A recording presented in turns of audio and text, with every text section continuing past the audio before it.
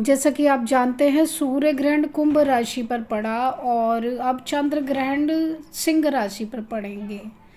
क्योंकि राहु केतु ग्रहण लगाने का काम करते हैं। केतु अब सूर्य की राशि यानी चंद्रमा के साथ आकर ग्रहण चंद्र को लगाएंगे और राहु ने सूर्य पर क्योंकि ये चंद्र ग्रहण संपूर्ण चंद्र ग्रहण है, करीब 82 मिनट तक चलने वाला। इस पूर्ण चंद्र ग्रहण में चांद सुर्ख लाल रंग का नजर आएगा, जिसे ब्लड मून कहते हैं।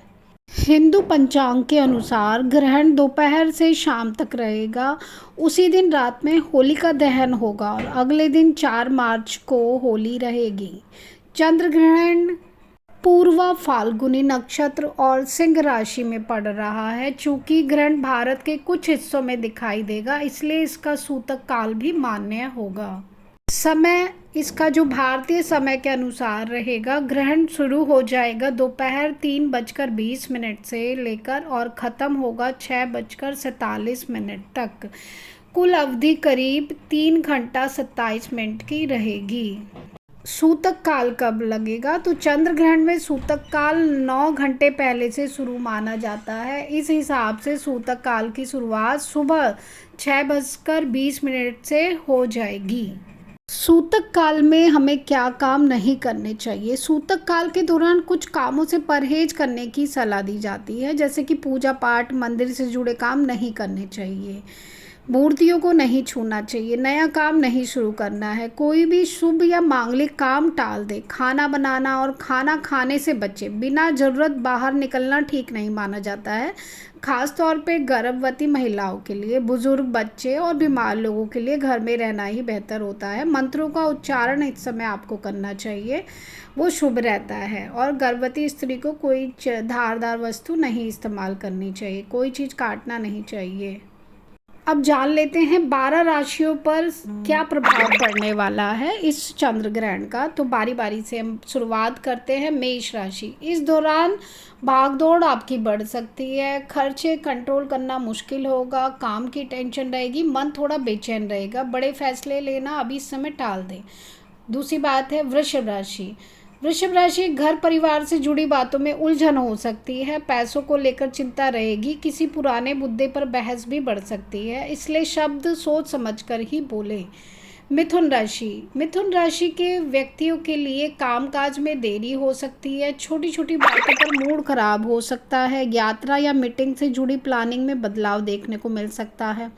कर्क राशि। आर्थिक दबाव महसूस हो सकता है, आमदनी धीमी लगेगी और खर्च बढ़ सकते हैं। घर के माहौल में भी थोड़ी खटपट बन सकती है। सिंह राशि। ग्रहण सिंह राशि में पड़ रहा है, इसलिए असर ज़्यादा दिख सकता है। सेहत का ध्यान रखें, थकान, चोट या अचानक परेशानी का योग बन सकता है।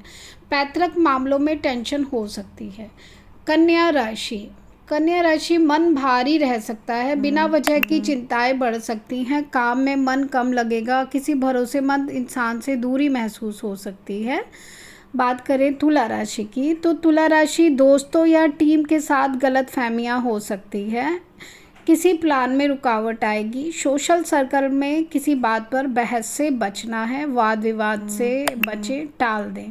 वृश्चिक राशि। करियर को लेकर दबाव बढ़ सकता है, ऑफिस में जिम्मेदारियां ज़्यादा महसूस होगी, सेहत और नींद पर असर पड़ सकता है, खुद पर ध्यान रखें।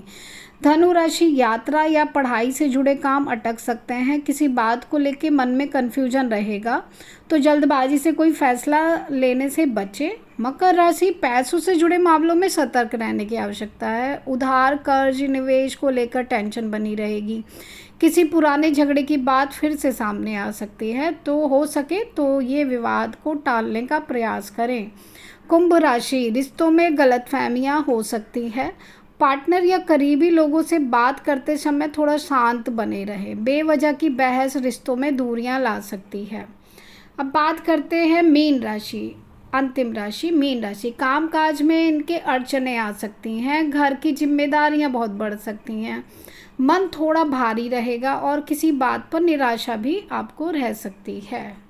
साथ ही इन 4 राशियों के लिए खतरे की घंटी बन सकता है ये ग्रहण।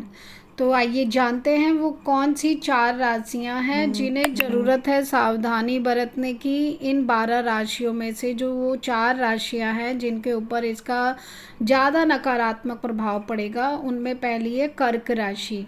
कर्क राशि के लोगों को चंद्र ग्रहण की वजह से धन स्वास्थ्य से जुड़ी परेशानियां हो सकती हैं। पैसे के मामले में सावधान रहना है और बड़े फैसले कुछ समय के लिए कर्क राशि वालों को टाल देने हैं। यही सही रहेगा कि वो अभी टालें। अपनी सेहत का ख्याल रखें। मन को शांत रखने के लिए भगवान शिव की पूजा करें। शिव जी के मंत्रों का जाप करना शुभ रहेगा।